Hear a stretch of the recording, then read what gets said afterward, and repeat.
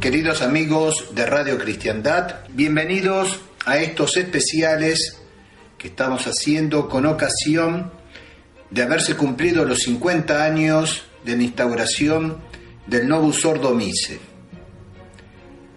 Estamos a 50 años de la Segunda Reforma Protestante, con la cual comenzó la operación de supresión del Santo Sacrificio. Luego de haber estudiado la historia de la Santa Misa, desde San Pedro hasta San Pío V, y de haber analizado las diferentes partes de la Santa Misa del rito romano, con sus correspondientes oraciones, hemos comenzado a considerar los antecedentes de la nueva misa. En la entrega anterior hemos visto los antecedentes remotos, consecuencias de los errores protestantes, como son el jansenismo, el anglicanismo y el conciliábulo de Pistoia. También hemos seguido de cerca la bien llamada herejía antilitúrgica, con sus 12 puntos, sus 12 características, y la obra de restauración llevada a cabo por Don Guéranger, dando inicio al movimiento litúrgico.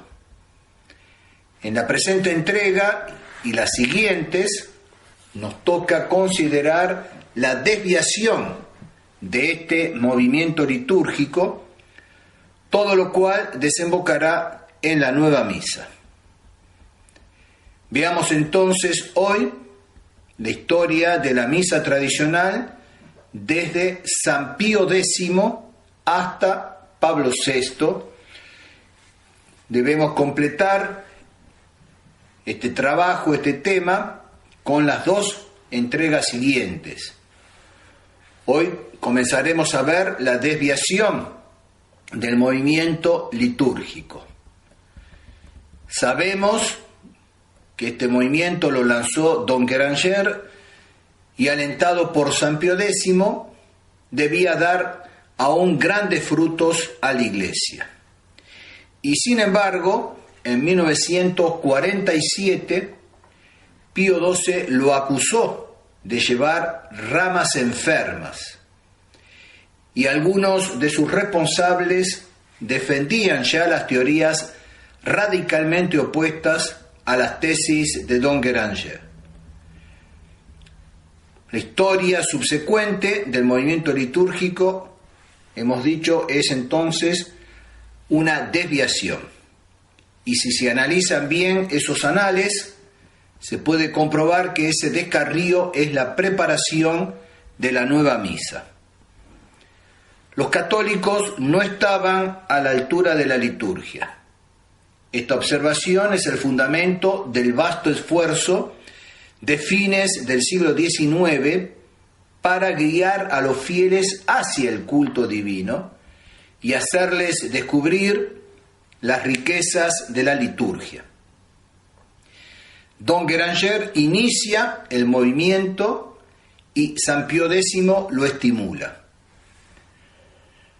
En su motu proprio, tra le sollecitudine del 22 de noviembre de 1903, el Santo Pontífice decía: siendo en verdad nuestro vivísimo deseo que el verdadero espíritu cristiano vuelva a florecer en todo y que en todos los fieles se mantenga, lo primero es proveer a la santidad y dignidad del templo, donde los fieles se juntan precisamente para adquirir ese espíritu en su primer e insustituible manantial, que es la participación activa en los sacrosantos misterios y en la pública y solemne oración de la Iglesia.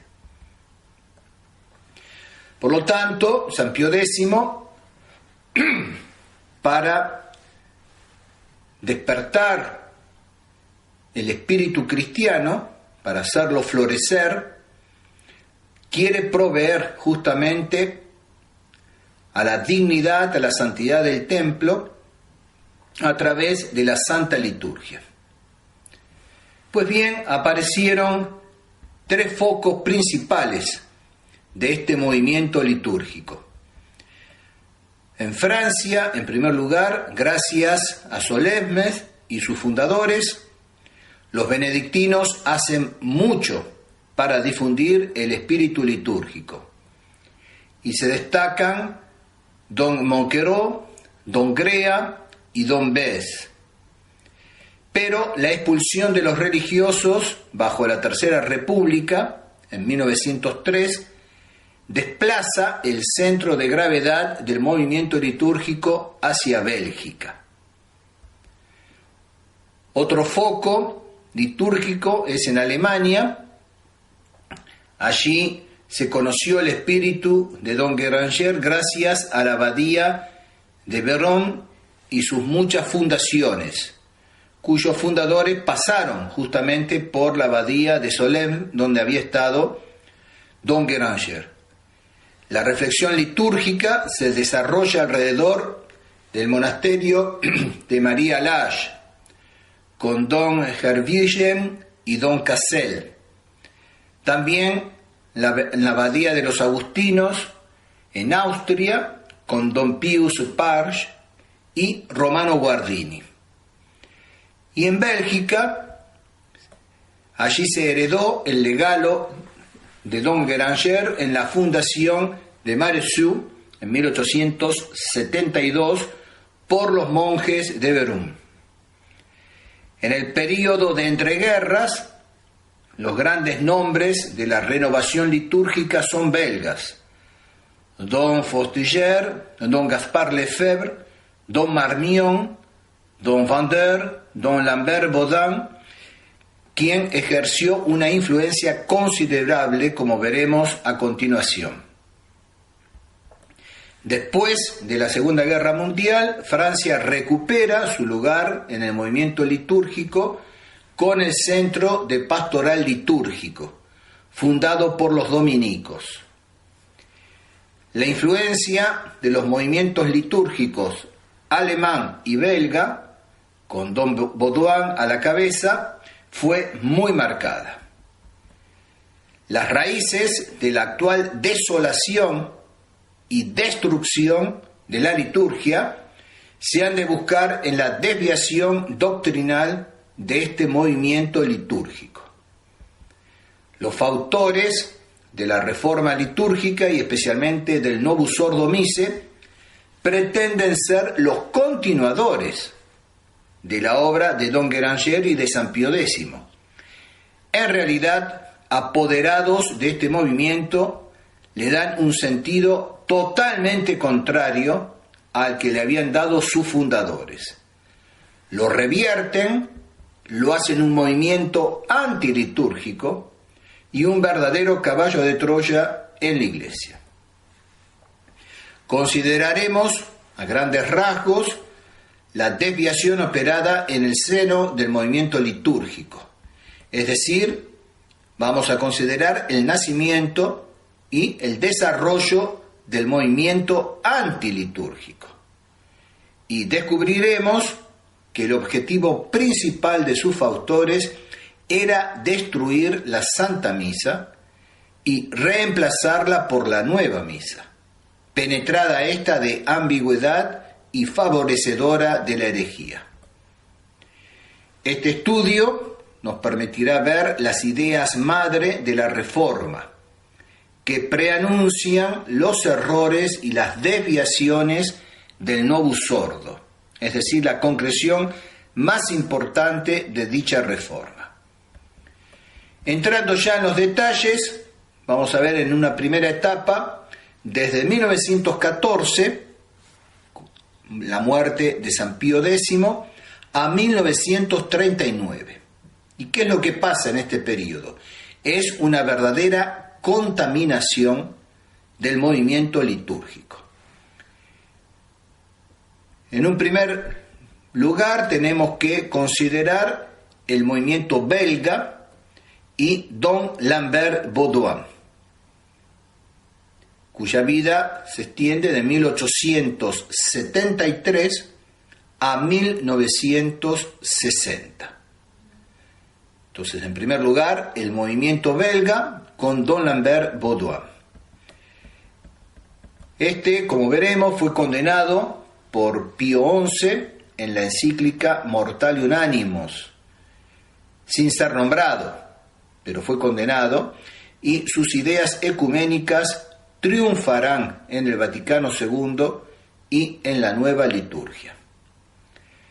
Después de la contienda de 1914-1918, el movimiento litúrgico belga recolectó los frutos de los precursores anteriores a la guerra.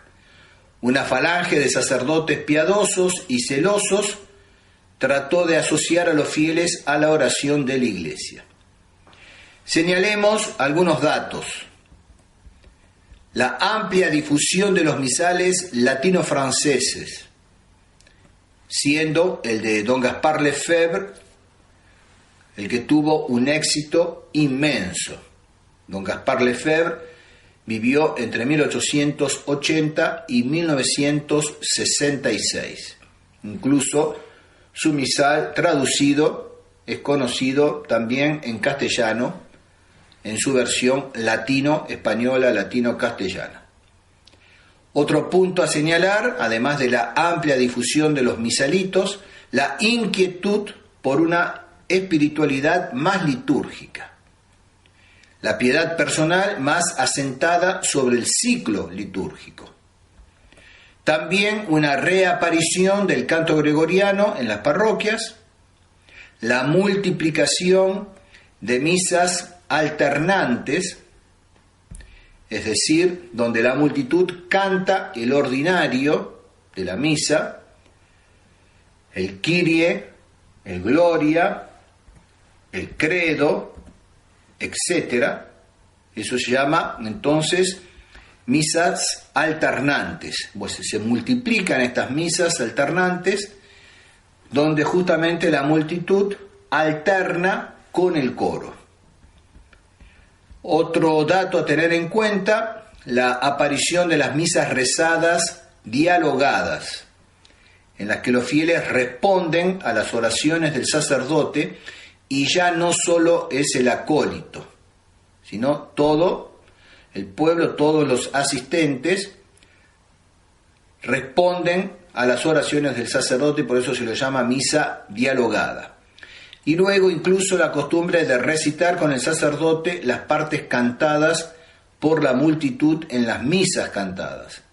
Por ejemplo, el Gloria, el Credo, etc. No solamente responden al sacerdote, sino que también acompañan al sacerdote recitando las partes que normalmente en las misas cantadas cantaba el coro. Comienzan por alternar con el coro y terminan cantando o recitando esas partes. Y un último punto a tener en cuenta es el fomento de la comunión frecuente de los fieles durante la misa. Todas estas iniciativas, unidas a un esfuerzo constante de enseñanza y edificación, contribuyeron efectivamente al desarrollo del sentido litúrgico de los fieles.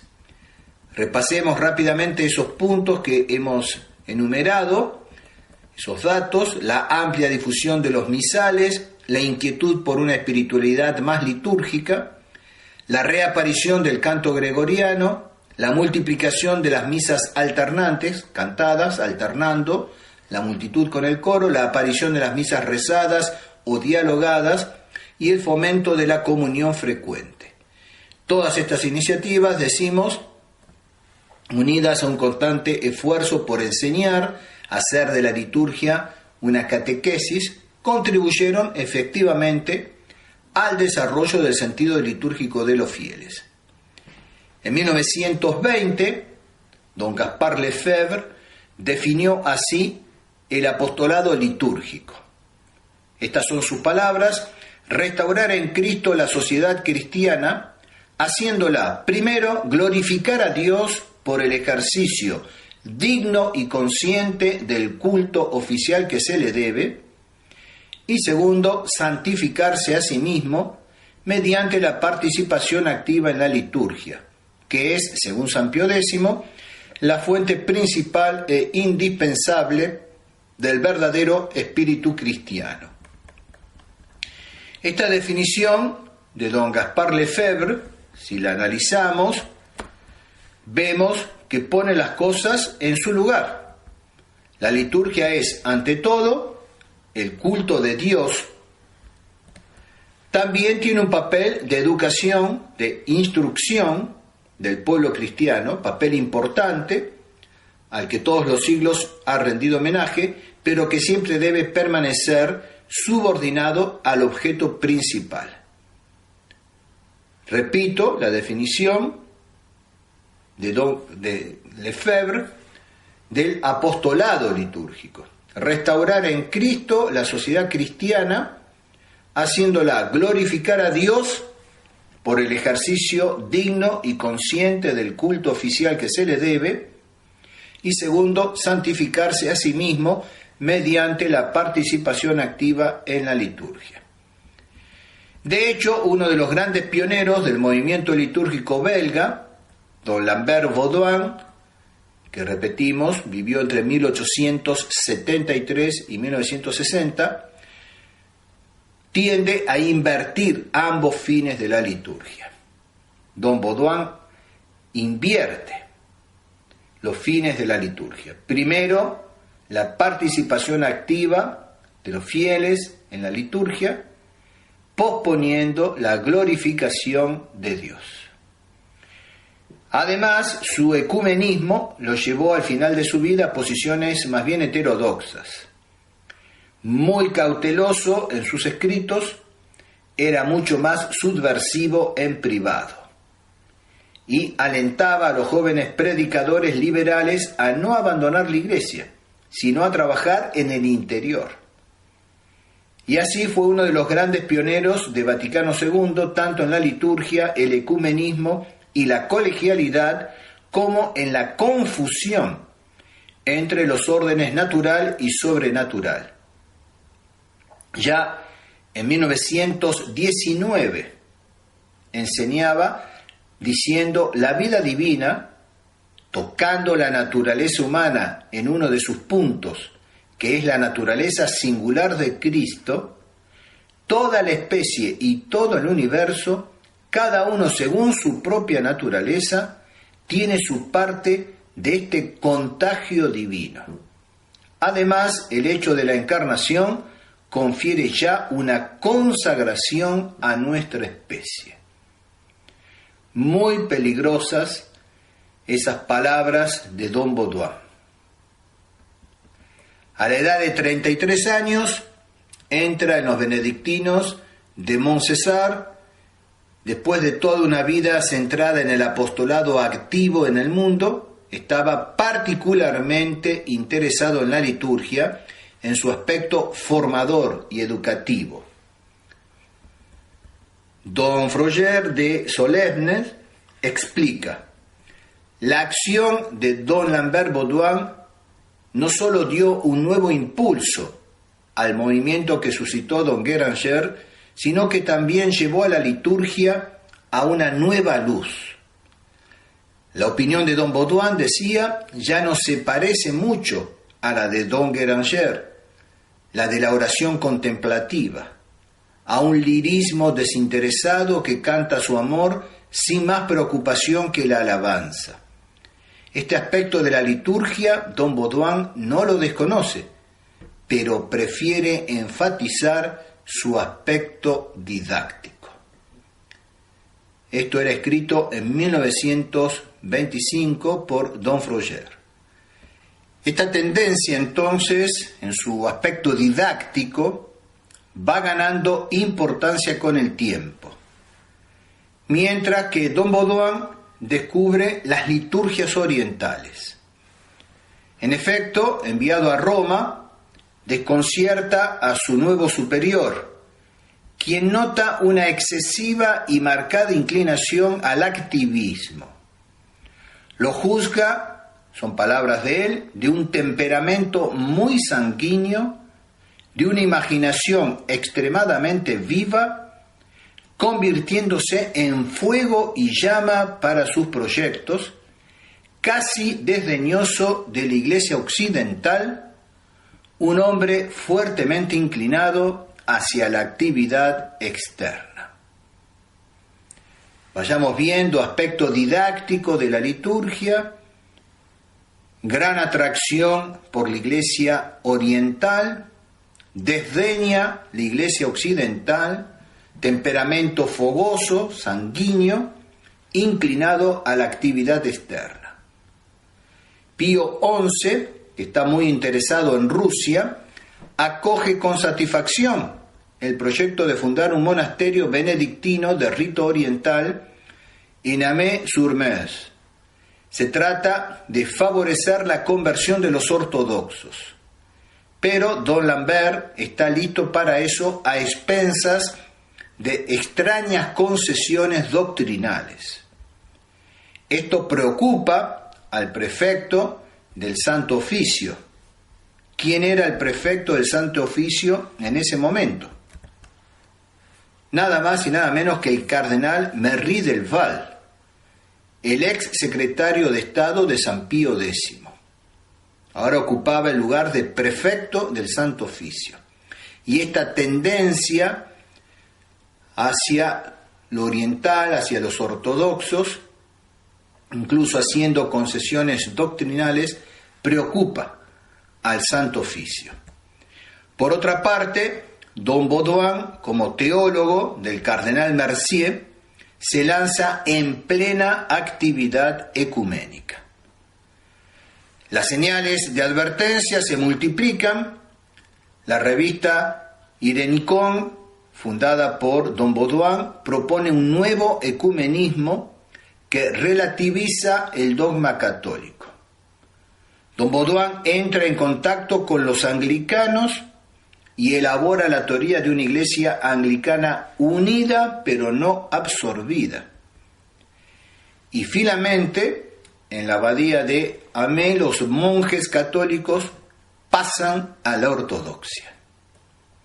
Ahora sí, entonces, en 1928, Pío XI reacciona con la magnífica encíclica Mortale Animos, que recuerda lo que debe ser el verdadero ecumenismo, es decir, devolver a los perdidos al único redil, la Iglesia Católica, y condena el ecumenismo moderno, que busca relativizar la fe católica para acercarse a los hermanos separados, entre comillas, como dicen ellos.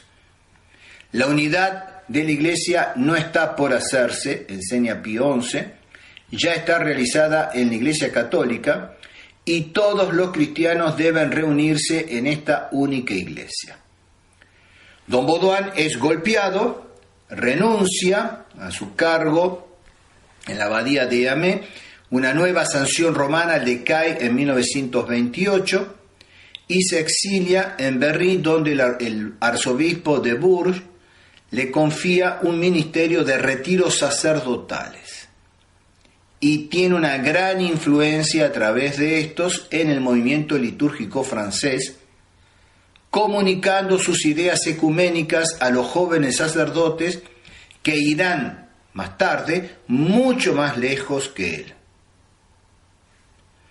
No olvidemos un dato muy importante. Desde 1924, nuestro monje había trabado amistad con Monseñor Giovanni Battista Roncalli, quien había caído en la diplomacia luego de haber perdido por sospecha de modernismo su cátedra en el Ateneo de Letrán. Desde 1924 entran en contacto don Lambert Baudouin y el futuro Juan XXIII, Giovanni Battista Roncalli. A partir de ese momento, 1924, el futuro Juan XXIII adopta, al menos en parte, las ideas de don Baudouin y se constituye en su fiel simpatizante y protector. El mismo Juan XXIII dirá: el método de don Lambert Baudouin es el bueno. Como podemos apreciar y concluir con la aparición de Don Baudouin, comienza la desviación del movimiento litúrgico, la desviación de aquella obra que había comenzado Don Guéranger y había continuado San Pío X. Comienza aquí entonces la verdadera desviación del movimiento litúrgico. En un comienzo fue solo una tendencia a insistir demasiado en el aspecto educativo de la liturgia. El movimiento litúrgico tiende a ser un movimiento de pastoral litúrgica. El carácter de apostolado de la liturgia va a ir invadiendo cada vez más el movimiento y esa será la tentación a la cual sucumbirá. Es decir, hacer de la liturgia, ante todo, un medio de apostolado, someter la liturgia a las exigencias del apostolado y de un apostolado ecuménico. Es decir, un apostolado con una tendencia ecumenista de unión tanto con los ortodoxos como con los anglicanos. Y el nudo del drama está allí. Otro punto que tenemos que ver, además entonces de este foco en Francia y en Bélgica con Don Baudouin, son 3 nombres que dominan la liturgia en Alemania. La abadía benedictina de María Laach, gracias a la influencia de Don Ildefonse Herwijgen, que impulsa su abadía hacia un excesivo arqueologismo. En lugar de prestar atención a la antigua liturgia para comprender mejor la odierna, contrapone las dos. Y sólo la liturgia primitiva encuentra simpatía a sus ojos. Es importante este punto, este tema, ya lo veremos después en detalle más adelante, ya le hemos hecho referencia a veces, ese arqueologismo, el volver a la antigüedad por la antigüedad misma. Entonces, en vez de prestar atención a la antigüedad litúrgica para comprender mejor la odierna, no, ellos la contraponen y solamente la liturgia primitiva encuentra simpatía a sus ojos. También distingue la piedad objetiva de la piedad subjetiva. La primera, la piedad objetiva, es la acción de Cristo en su cuerpo místico, la Iglesia, a través de los sacramentos, y la segunda, la piedad subjetiva, es la piedad personal de cada una. Don Herwijgen contrapone también estas dos formas de piedad y acusa a la Edad Media y a la Contrarreforma de privilegiar la piedad subjetiva, la personal, a expensas de la piedad objetiva comunitaria, perdiendo así el verdadero sentido de la liturgia. Veamos entonces dónde va a venir toda la cuestión esta de tender justamente a la comunidad, al comunitarismo, la liturgia comunitaria. Aquí encontramos la raíz de un error que será condenado por Pío XII, la piedad comunitaria. Condenará también el arqueologismo, al cual hemos hecho referencia hace escasos instantes. Arqueologismo, piedad comunitaria. Bajo el pretexto de que la oración litúrgica es en sí misma superior a la oración personal, ya que es la oración de Jesucristo en la que todos los fieles constituyen un solo cuerpo, se llega a subestimar la necesidad de la oración personal y de la piedad subjetiva. Aparece otro monje, otro personaje importante que va a seguir el mismo camino y que se apasiona también por la liturgia antigua, de la cual se complace enfatizar el carácter comunitario, y es Don Cassel. Don Cassel entonces sigue el mismo camino, pasión por la liturgia antigua y complacencia por el carácter comunitario de la liturgia. Don Odo Cassel. Otro personaje, Pius Pasch, en Austria. Une la renovación litúrgica con el movimiento bíblico alemán judaizante. Veamos acá cómo se van entroncando las cosas. Unir la renovación litúrgica, todo este movimiento de renovación litúrgica que venía surgiendo en Francia, en Bélgica, ahora en Austria, renovación litúrgica con el movimiento bíblico alemán, que tiene una raíz judaizante. La liturgia es concebida para don Pío Pasch especialmente como el encuentro entre la palabra de Dios y el pueblo de Dios. Encuentro entre la palabra de Dios y el pueblo de Dios. Él desarrolla estas ideas en la revista de liturgia y las hace pasar a la práctica. Desde 1922 celebra en los círculos estudiantiles misas con cantos litúrgicos en alemán y el apretón de manos como signo de la paz. Otro personaje que aparece es Romano Guardini, que publica libros sobre la liturgia que tienen un enorme éxito. Su estilo es muy poético, muy agradable, pero la idea es borrosa y parece evitar la afirmación directa. A largo plazo, esta lectura, en lugar de reforzar la fe, corre el peligro, el grave riesgo de relativizarla. En resumen, después de grandes éxitos, el movimiento litúrgico termina siendo víctima de sus propios logros. Es decir, la liturgia se convierte en una especie de fenómeno de moda del cual todos aprovechan para transmitir sus ideas personales.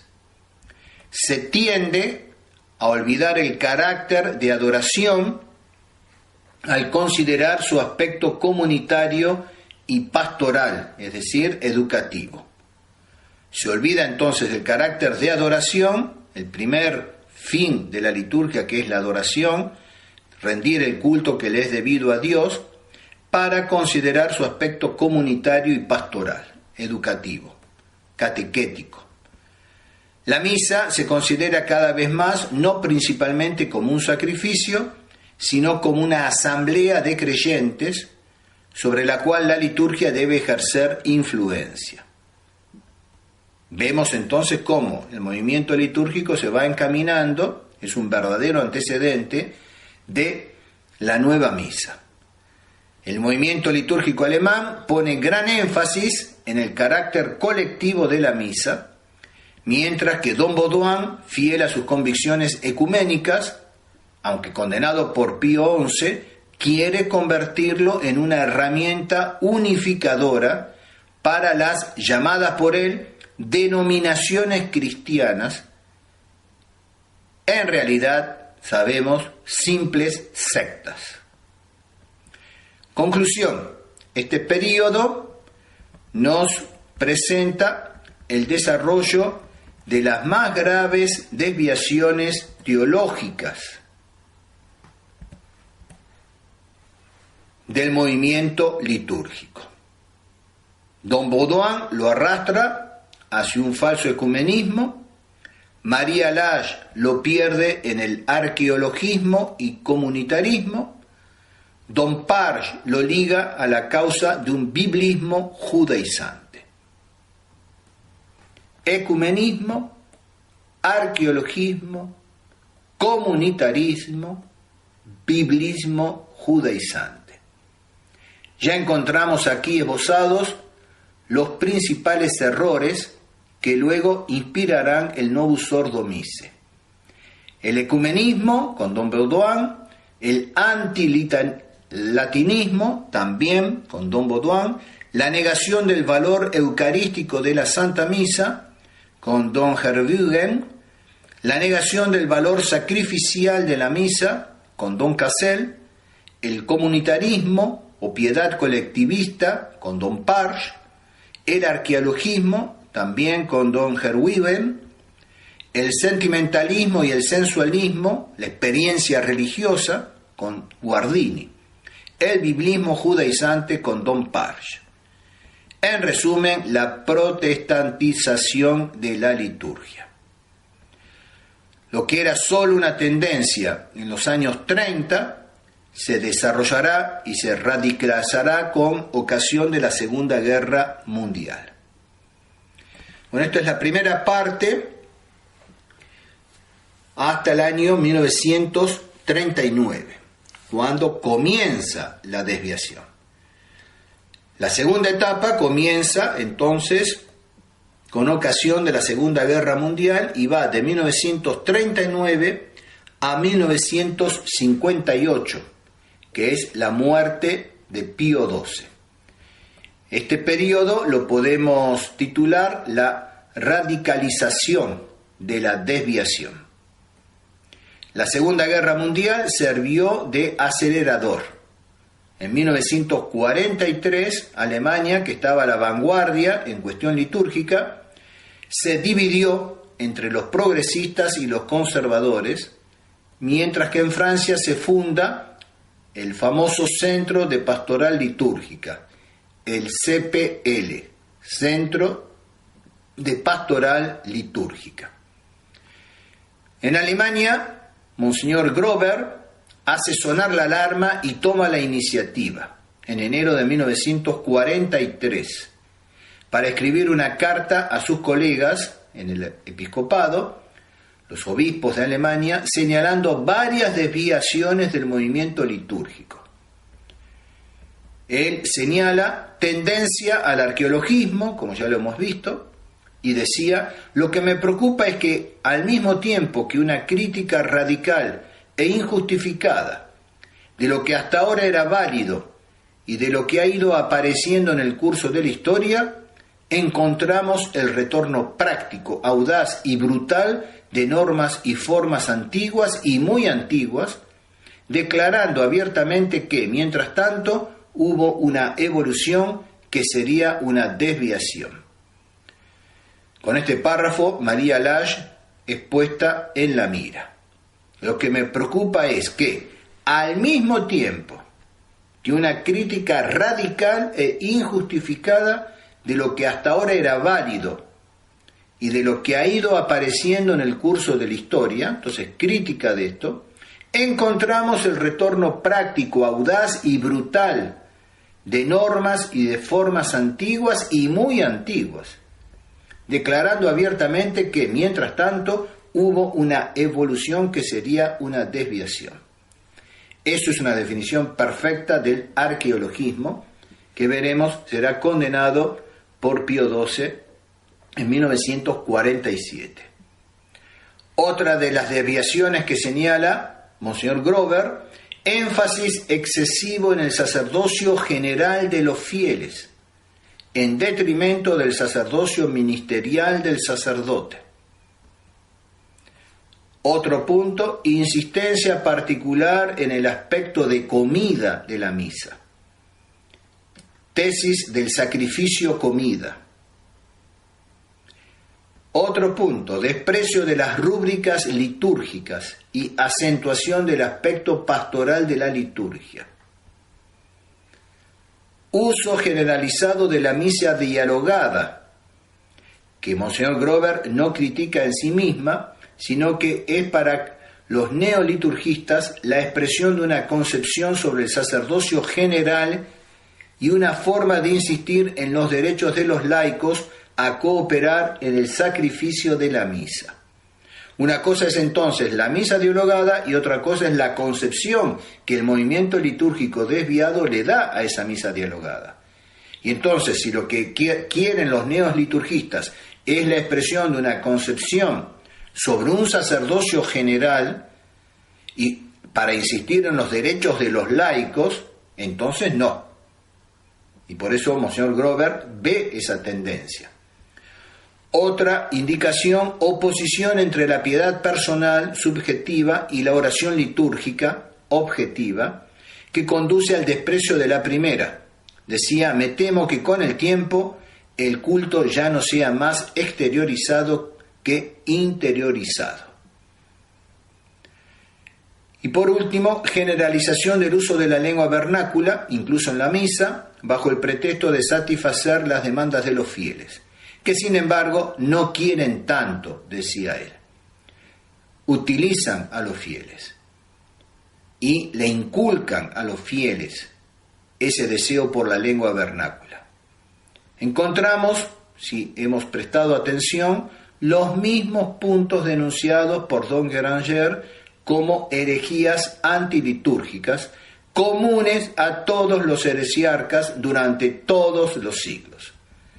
Repito rápidamente las desviaciones del movimiento litúrgico señaladas en 1943 por Monseñor Grover: tendencia al arqueologismo, énfasis excesivo en el sacerdocio general de los fieles, insistencia particular en el aspecto de misa-comida, sacrificio-comida, desprecio por las rúbricas litúrgicas, acentuación del aspecto pastoral de la liturgia, uso generalizado de la misa dialogada, oposición entre piedad personal y oración litúrgica, generalización del uso de la lengua vernácula. Todos estos puntos habían sido ya denunciados por Don Guéranger como herejías antilitúrgicas. En unas pocas décadas, los líderes del movimiento litúrgico llegaron a profesar todos los errores condenados por el fundador del movimiento. Por lo tanto, debemos reconocer que el movimiento litúrgico se había desviado. Pero los obispos alemanes estaban en su mayor parte familiarizados ya con las nuevas ideas y estaban trabajando para minimizar las advertencias de Monseñor Grover y para tranquilizar al Vaticano. Sin embargo, a pesar de esto, Pío XII reacciona en 1947 con la encíclica Mediator Dei, dando razón a Monseñor Grover, pero eso no impidió que los neoliturgos progresasen en Alemania. En Francia, como dijimos, tuvo lugar la fundación del Centro Pastoral Litúrgica, el CPL, Centro de Pastoral Litúrgica. Fue durante la guerra que se fundó en Francia este centro con los dominicos de las ediciones du Cerf, los padres Duployé, Genoux, Roguet, Géry, Medieu, etc. Y el padre Boyer, orotariano del oratorio, el padre Donker, jesuita, capellán scout, el padre Martimor de Toulouse, que asumirá rápidamente una influencia determinante, los benedictinos Don Capel y Don Botte de Maredsous, todos unidos bajo la influencia común de Don Lambert Baudouin, que marca definitivamente con su espíritu el centro de pastoral de liturgia. Tres tendencias principales se unen y fortalecen dentro del movimiento. La primera, la tendencia ecuménica. Admite el padre Duployé, también hemos establecido contactos con los representantes de las diferentes iglesias cristianas. Don Baudouin nos ha enseñado para siempre a no disociar el ecumenismo y la liturgia. Y el padre Boyer relata cómo Don Baudouin organiza en París lo que él llama pequeñas orgías íntimas del ecumenismo litúrgico. Todo un título. Pequeñas orgías íntimas del ecumenismo litúrgico. Este ecumenismo encuentra eco entre los dominicos porque se une a la obra del padre Congar y ella corresponde demasiado a la idea scout de la fraternidad universal como para disgustar al padre Donker. Pero mientras que don Baudouin estaba muy interesado en las liturgias ortodoxas, el Centro de Pastoral Litúrgico está más preocupado por los protestantes. Cuando uno de los participantes del Congreso de Vanves intenta llamar la atención sobre los ortodoxos, argumentando que están más cerca de nosotros que los protestantes, decía, tienen la misma fe que nosotros y la realidad del sacerdocio, esto suscitó la reprobación general, acompañada de una mirada sombría del padre Marty Moore. Otra de las tendencias principales, la segunda, es la obsesión por la pastoral, manifestada por el título del Centro de Pastoral Litúrgica. Lo que le interesa es la pastoral litúrgica, es decir, la educación y el apostolado más que la alabanza divina. Esta tendencia se manifiesta a partir de 1944 en la sesión de estudios organizada por el Centro de Pastoral, luego de una intervención del padre Donker pidiendo una liturgia más popular. Don Basset considera necesario intervenir y plantea la pregunta correcta. Preguntó, ¿debería considerarse la liturgia como el primer instrumento de la conquista cristiana o debería ir precedida por trabajos de aproximación de otra clase? ¿La liturgia es ante todo un instrumento de conquista? Usted ha invocado el ejemplo de San Pablo, que sabía cómo ponerse al alcance de los fieles de Corinto. Dudo que él haya logrado esa transformación de un pueblo, liberándolo de la esclavitud de los sentidos por los medios litúrgicos, y que las liturgias paulinas hayan utilizado el lenguaje de los fieles de Corinto. Las primeras fórmulas litúrgicas que fueron preservadas emplean el estilo de las piezas más importantes de nuestra liturgia. Estas grandes oraciones de alabanza y de acción de gracias estaban mucho más cercanas a la mentalidad de un barquero corintio no convertido que a la de uno de nuestros obreros de los suburbios industriales descristianizados. Desde la época de San Ambrosio el lenguaje litúrgico difería significativamente del lenguaje popular. El ejemplo de los primeros apóstoles de Inglaterra podría parecer más favorable a la idea de una liturgia empleada como medio de conquista. Pero esta liturgia, cuyo espectáculo golpeó con tanta fuerza a los bárbaros del país de Kent, no fue una liturgia en lengua vernácula ni una liturgia adaptada. Por el contrario, fue la liturgia romana con toda su solemnidad. Hasta ahí entonces las palabras justamente de don Basset. Que semejante recordatorio haya sido necesario muestra claramente cuáles eran ya las tendencias del Centro de Pastoral Litúrgica. Finalmente, la tercera tendencia, el desprecio por la teología, engendrando tanto por la preocupación ecuménica. Para acercarse a los protestantes es necesario relativizar el dogma católico, como por la obsesión de la pastoral. Lo importante es obrar.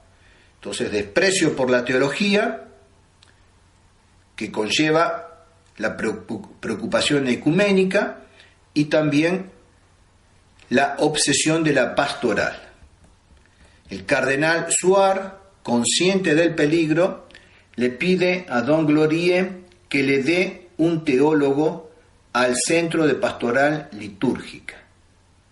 El padre Tomás de Aquino, Tomás de Aquin, es nombrado y participa en algunas reuniones del centro, pero al darse cuenta de que sus colegas se están burlando inconsideradamente de la doctrina, renuncia en 1944. Ahora bien, la teología, que es la ciencia de la religión, es la única que nos permite saber qué es la misa y por lo tanto unirnos verdaderamente a ella. Es la teología la ciencia de la religión, la única que nos permite saber qué es la misa. Y por lo tanto, cómo tenemos que unirnos verdaderamente a la liturgia. La ausencia de la teología tendrá consecuencias desastrosas. La misa será considerada en adelante como una asamblea, una instrucción, una comida. El aspecto del sacrificio nunca se niega abiertamente, explícitamente, pero tiende a pasar a un segundo plano. Y todo esto por ausencia de teología. La preocupación por acercarse al protestantismo y al mundo moderno irá en la misma dirección. Enumeremos entonces algunos temas preferidos de los neo-liturgistas, de los liturgos modernos innovadores. Algunos temas preferidos, algunos puntos de predilección. Primero, la misa como una comida. Guardini insiste en esta noción retomada por franceses como el padre de Broglie, y el argumento es bien simple. La misa es sobre todo la renovación de la cena, que fue una comida, por lo que la estructura básica de la misa es una comida. Es simplemente olvidar que nuestro Señor, al cambiar la sustancia del pan y del vino que usó por la transustanciación, insertó de la misma manera un nuevo acto en la cena. Y este acto que dejó a sus apóstoles no fue una comida, sino un sacrificio. Al descartar la teología no se puede hacer esta reflexión, y entonces justamente uno de los aspectos preferidos de los liturgistas innovadores es la misa como comida. El aspecto de comida de la misa está, por lo tanto, subordinado en la verdadera teología al sacrificio. La misa es esencialmente un sacrificio y la comunión es sólo la participación en este sacrificio. Tal es la doctrina de la Iglesia. Pero los miembros del centro de pastoral ocultan esta verdad. Hay una ventaja para una pedagogía efectiva de la misa, presentarla primero en términos de cena y comida. Explica en 1946 el padre Roguet en la sesión de Vanvé del Centro de Pastoral Litúrgica. Repito, hay una ventaja para una pedagogía efectiva de la misa, presentarla primero en términos de cena y comida. Nuestros fieles saben por experiencia lo que es una comida y que se trata de una acción fascinante y reconfortante. Los primeros cristianos también sabían lo que es un sacrificio, pero los europeos del siglo XX no conocen ningún sacrificio en su vida cotidiana.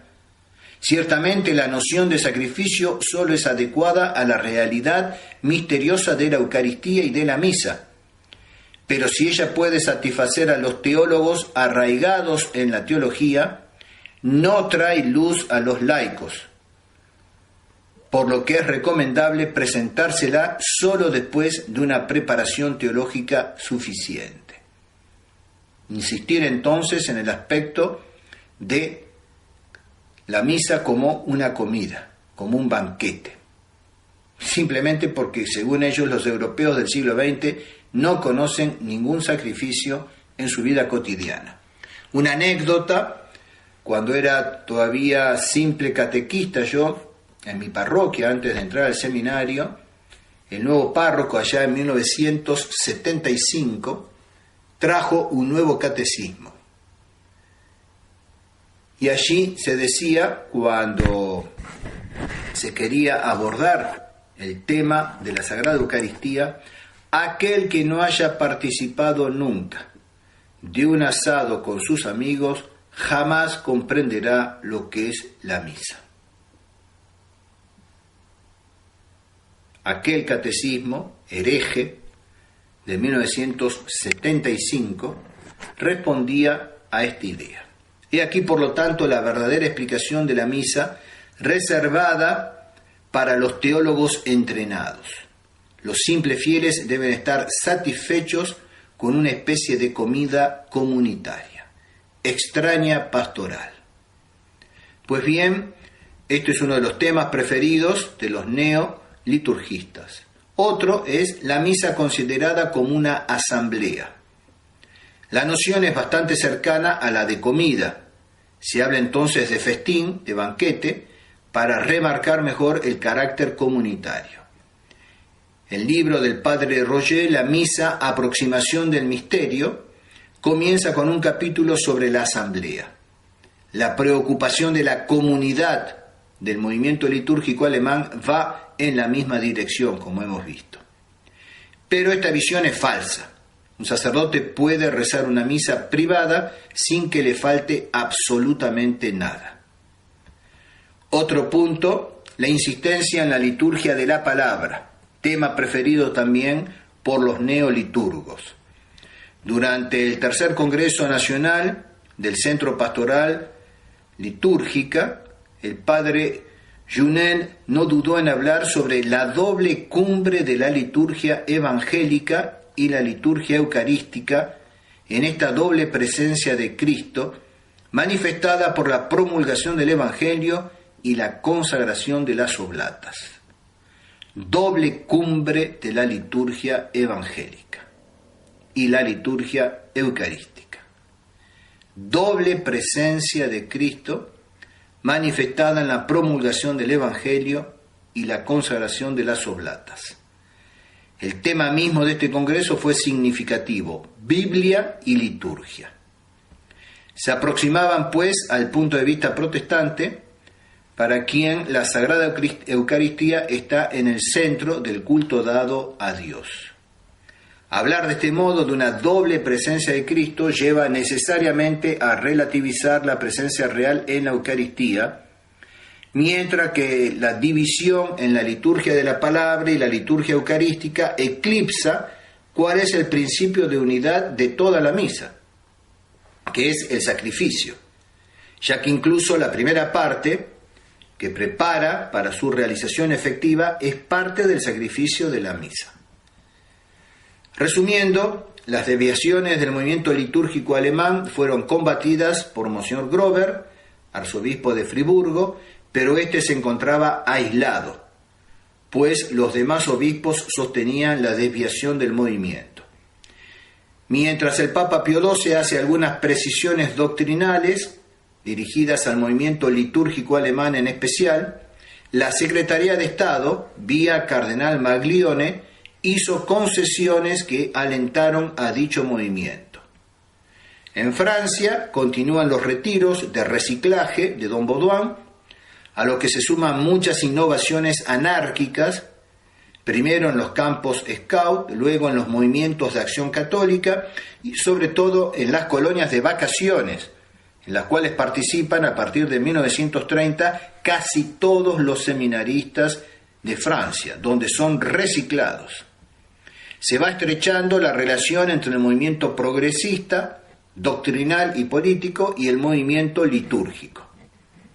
En 20 de mayo de 1943 se funda el Centro de Pastoral Litúrgica, verdadera cloaca colectora de todas las herejías antilitúrgicas, centro que agrupaba a los progresistas, sea dominicos, sea jesuitas, sean sacerdotes del oratorio, benedictinos, también del clero secular.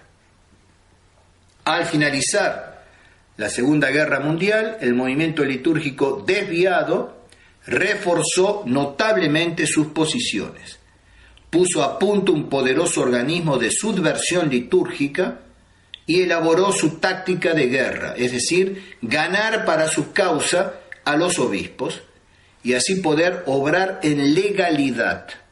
Ganar para su causa a los obispos para poder obrar en legalidad, haciendo entonces presentar sus pedidos ante la Santa Sede por medio de los obispos, siempre con la excusa de ventajas pastorales y de que los fieles deseaban eso mismo que ellos querían inculcarles. Dios mediante, veremos todo esto en nuestra próxima entrega.